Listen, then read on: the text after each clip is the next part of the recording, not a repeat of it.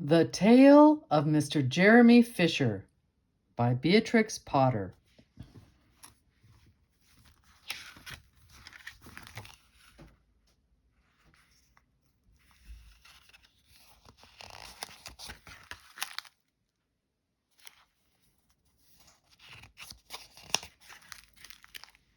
Once upon a time there was a frog called Mr. Jeremy Fisher. He lived in a little damp house amongst the buttercups at the edge of a pond.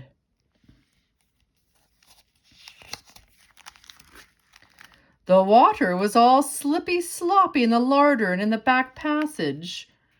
But Mr. Jeremy liked getting his feet wet. Nobody ever scolded him, and he never caught a cold. He was quite pleased when he looked out and saw large drops of rain splashing in the pond. "I will get some worms and go fishing and catch a dish of minnows for my dinner," said Mr. Jeremy Fisher. "If I catch more than 5 fish, I will invite my friends, Mr. Alderman Ptolemy Tortoise and Sir Isaac Newton. The alderman, however, eats salad."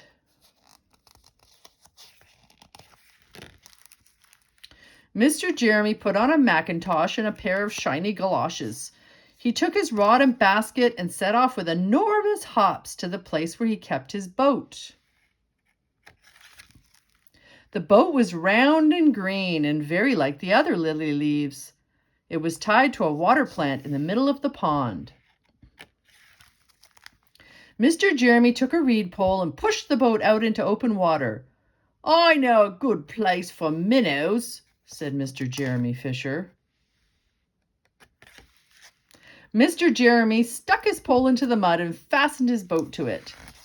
Then he settled himself cross-legged and arranged his fishing tackle. He had the dearest little red float. His rod was a tough stalk of grass, his line was a fine long white horsehair, and he tied a little wriggling worm at the end. The rain trickled down his back, and for nearly an hour he stared at the float. "This is getting tiresome. I think I should like some lunch," said Mr. Jeremy Fisher. He punted back again amongst the water plants and took some lunch out of his basket. "I will eat a butterfly sandwich and wait until the shower is over," said Mr. Jeremy Fisher. A great big water beetle came up underneath the lily leaf and tweaked the toe of one of his galoshes. Mr. Jeremy crossed his legs up shorter out of reach and went on eating his sandwich. Once or twice something moved about with a rustle and a splash amongst the rushes at the side of the pond. "I trust that is not a rat," said Mr. Jeremy Fisher. "I think I had better get away from here." Mr. Jeremy shoved the boat out again a little way and dropped in the bait.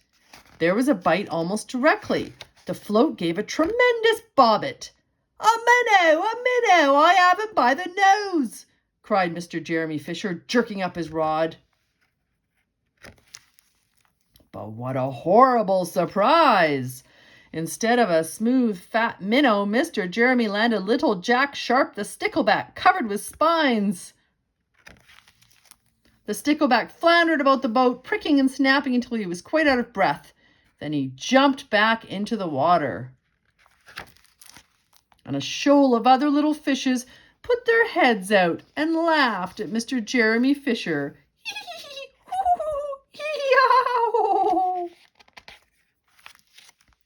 And while Mr. Jeremy sat disconsolately on the edge of his boat, sucking his sore fingers and peering down into the water, a much worse thing happened.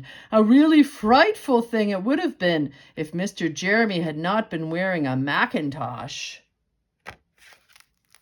A great, big, enormous trout came up, curb, plop, pop, pop, pop, pop, with a splash, and it seized Mr. Jeremy with a snap. "Ow, ow, ow!" And then it turned and dived down to the bottom of the pond. But the trout was so displeased with the taste of the mackintosh that in less than a half a minute it spat him out again, and the only thing it swallowed was Mr. Jeremy's galoshes. Mr. Jeremy bounced up to the surface of the water like a cork and the bubbles out of a soda water bottle, and he swam with all his might to the edge of the pond.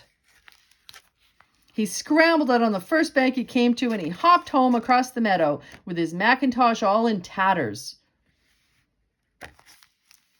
"What a mercy that was not a pike," said Mr. Jeremy Fisher. "I have lost my rod and basket, but it does not much matter, for I am sure I should never have dared to go fishing again."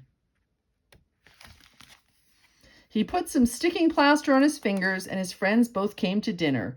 He could not offer them fish, but he had something else in his larder.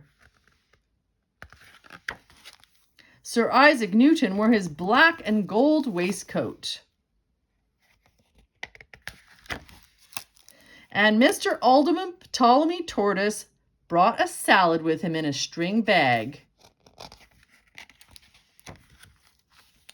And instead of a nice dish of minnows, they had a roasted grasshopper with ladybird sauce, which frogs consider a beautiful treat, but I think it must have been nasty.